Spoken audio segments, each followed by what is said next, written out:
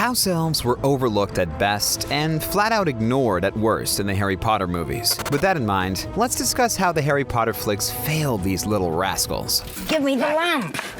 Dobby, stop!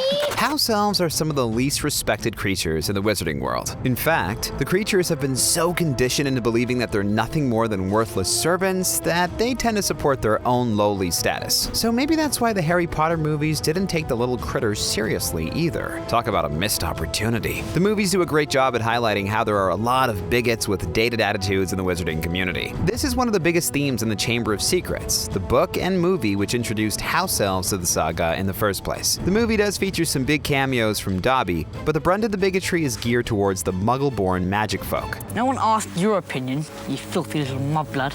More so, the movie franchise keeps most of the focus on how the non-pure blood witches and wizards are looked down upon by some. The injustices towards house-elves, meanwhile, is ignored. This was a missed opportunity for a couple of reasons. For a start, it meant that the character arcs of significant house-elves were neglected. Let's start with Dobby. To be fair, he's given a lot to do in the Chamber of Secrets. He disobeys his Malfoy masters to help Harry, and he's ultimately freed from his obligations to the evil wizarding family. That's basically how it played out in the novel. Unfortunately, Dobby doesn't make another on-screen appearance until The Deathly Hallows Part 1, and his only purpose in that movie is to provide a hard-hitting death scene.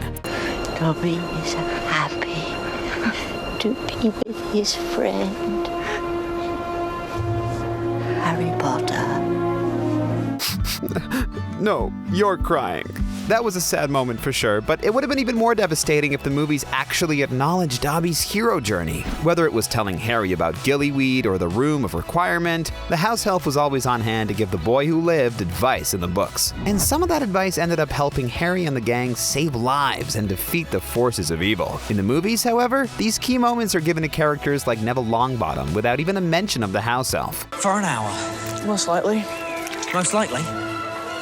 Well, there is some debate among herbologists as to the effects of freshwater versus saltwater. You're telling me this now? Neville is a good kid, but that's just one of several moments in the movies that prove how the filmmakers viewed house elves as insignificant compared to their human counterparts. Heck, I wouldn't be surprised if Lucius Malfoy actually wrote and directed the movie and let other filmmakers take the credit for it. We already discussed how Dobby was only used in The Deathly Hallows Part 1 to serve as a tragic plot that gives us the weepies. Kreacher doesn't have a significant arc in the movie either. Selfie, mudblood, Death Eaters will come here. While he does help Harry, Ron, and Hermione by giving them valuable information, he's mainly presented as an obnoxious bigot with a chip on his shoulder. And while Kreacher was the same way in the books, he was also a hero who led the house elves in the Battle of Hogwarts, helping them defend their castle from the Death Eaters. Plus, let's not forget how Voldemort almost killed Kreacher in the books, which isn't mentioned in the films at all. Readers will recall how he had to assist the Dark Lord in hiding one of the Horcruxes, which led to the house elf having to consume a torture potion. There's no denying that the little rascal is abrasive and harbors problematic attitudes, but he's also a tragic character, and the movies fail to explore this side of him.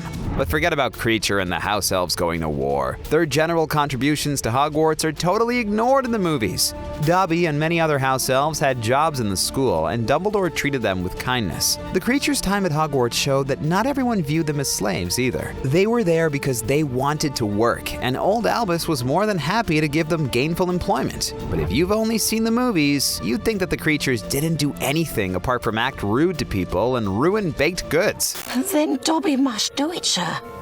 For Harry Potter's own good. Speaking of house elves who got jobs at Hogwarts, let's talk about Winky. She was introduced in the Goblet of Fire books as the Crouch family's servant. You might remember how she got fired by the Crouches and turned to the booze after falling into a depression. Then she got a job at the castle and everything got a little bit better, even though she couldn't kick her sauce habit. Winky's omission from the movies is noticeable as she's one of the most entertaining and emotionally complex critters of the bunch. By not including her, the movies missed out on a great opportunity to expand the house elf mythology. By now, we've accepted that the house elves just weren't viewed as essential to the movies. Fair enough. Movies can only pack so much in, and enslaved critters aren't as important as wizards and witches. Fine. However, the absence of house elves also meant that one of the franchise's main characters wasn't as developed strongly as she could have been. The films certainly established Hermione as a fierce, intelligent hero with a big heart. However, they overlook her efforts as an activist, and house-elves are essential to that part of her story in the books. As you'll recall, Hermione founded SPEW, aka the Society for the Promotion of Elfish Welfare. As such, she fought for their freedom, payment, and hid articles of clothing to trick their masters into releasing them. This arc being cut from the movies took away one of the most beloved Hermione storylines, and somewhat diminished her greater legacy to the wizarding world. After leaving Hogwarts, Hermione got a job at the Department for the Regulation and Control of Magical Creatures, which enabled her to introduce protection laws for house-elves with the backing of the Ministry of Magic. She literally put her beliefs into action and made the magic a better and fairer place, and it all began with a small movement that the books ignored. In the movies, though, she basically just helps Harry and Ron save the day. That should also be celebrated, but there was so much more to Miss Granger than that. If you liked this video, be sure to check out our breakdown of what happened to the Harry Potter characters after the series ended.